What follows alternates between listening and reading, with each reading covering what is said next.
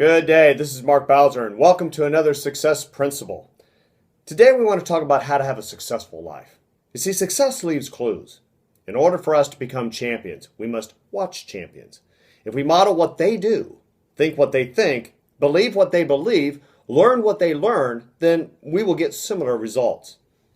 One such champion I think we can learn from is one of the great thinkers, inventors, and leaders in history, and that is Benjamin Franklin. Benjamin Franklin had a goal of moral perfection. Even though he never reached that goal, and none of us ever will, Franklin believed that the endeavor of perfection made him a happier, a more successful person.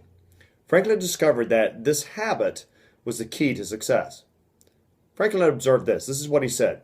It was about this time I conceived the bold and arduous project of arriving at moral perfection. I wished to live without committing any fault at any time.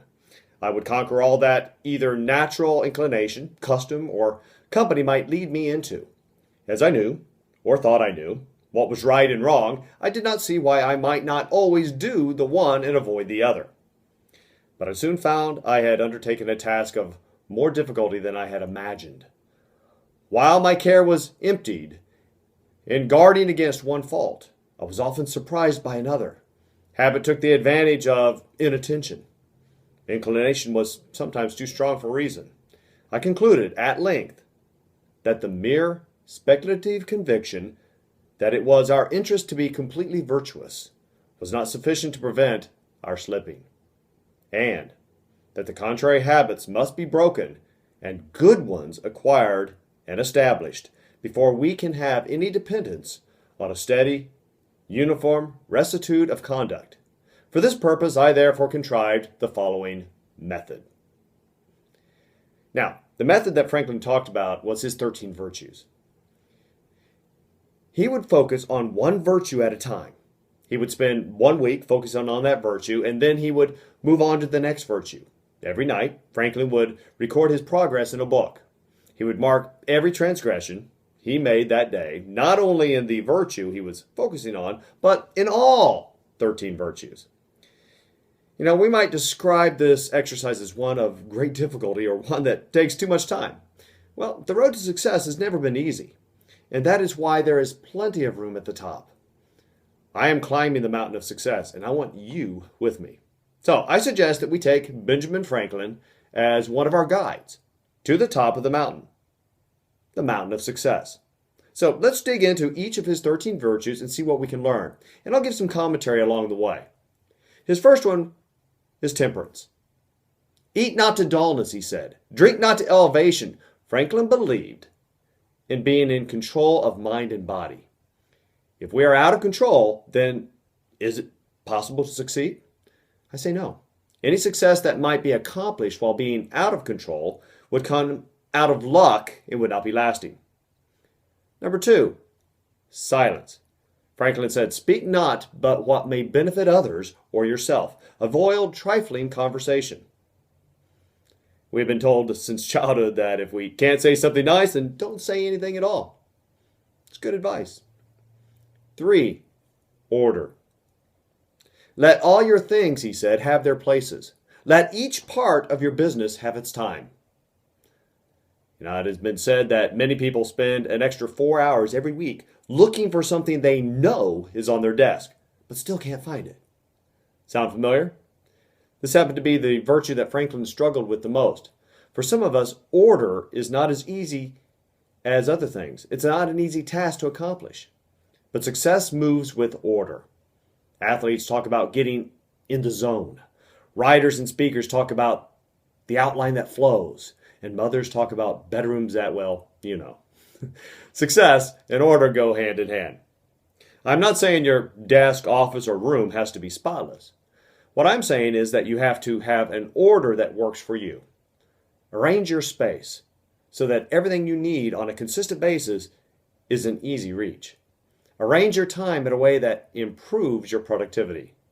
For me, that means goal lists or to-do lists. Find what works for you and then stick with it. Number 4, resolution. Resolve to perform what you ought, he said. Perform without fail what you resolve. You know what you need to do to succeed. So go do it. Just go do it. 5. Frugality. Make no expense but to do good to others or yourself. Waste nothing, Franklin said. Be wise with money. Be a good steward of everything you have been given. 6. Industry. Lose no time. Be always employed in something useful. Cut off all unnecessary actions. That's good advice. One of the areas that wastes a lot of my time is television. I love to veg out in front of the tube. However, I could be using that time to work on my dreams and my goals. Now, don't misunderstand me. I am not saying don't watch TV. I am saying that we all could probably watch a little less TV. We need to plan our week. What shows do we really want to watch? All right, then let's watch those. Where we will save a lot of valuable time is when we will stop watching shows we don't care about watching. We plop down in the chair, grab the remote, and we start flipping. Don't see anything good there? So let's flip some more. Before we know it, we have spent an hour flipping channels, watching nothing, and wasting time. 7. Sincerity. Use no hurtful deceit, Franklin said. Think innocently and justly, and if you speak, speak accordingly. I believe the best way to accomplish this is to open our Bibles and live what we commonly call the Golden Rule. Do for others what you would like them to do for you. This is a summary of all that is taught in the law and the prophets. That comes from Matthew chapter 7, verse 12, New Living Translation. 8. Justice. Franklin said, wrong none by doing injuries or omitting the benefits that are your duty. The Golden Rule pretty much sums this one up too, doesn't it?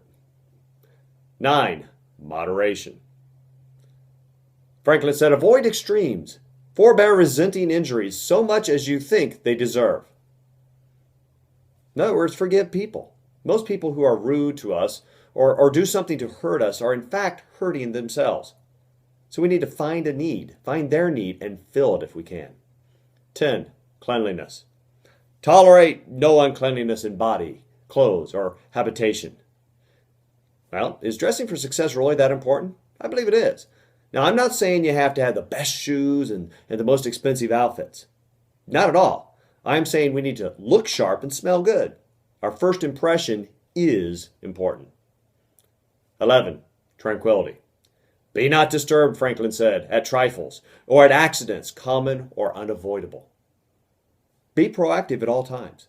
Have some quiet time every day, a time to reflect and a time to think. 12. Chastity. Rarely use venery, but for health or offspring, never to dullness, weakness, or the injury of your own or another's peace or reputation, said Franklin. King Solomon, the wisest of earthly kings, had some great advice for all of us. Choose a good reputation over great riches, he said, for being held in high esteem is better than having silver or gold. That comes from the book of Proverbs, chapter 22, verse 1. And drink water from your own well. Share love only with your wife. Why spill the water of your springs in public, having sex with just anyone? You should reserve it for yourselves. Don't share it with strangers. That comes from Proverbs chapter 5, verses 15 through 17, both from the New Living Translation. And Franklin's last one, number 13, humility. Imitate Jesus and Socrates, Franklin said. Many times when we think of humility, we think of mild-mannered and weak. Nothing could be further from the truth. Humility is great strength. Humility is having so much confidence in yourself and the ability that God has given you that you don't have to brag. Jesus Christ never bragged. He told the truth with great confidence and conviction. Well, there we have it. Benjamin Franklin's 13 virtues for success. If we follow them, how can we not reach the mountaintop of success?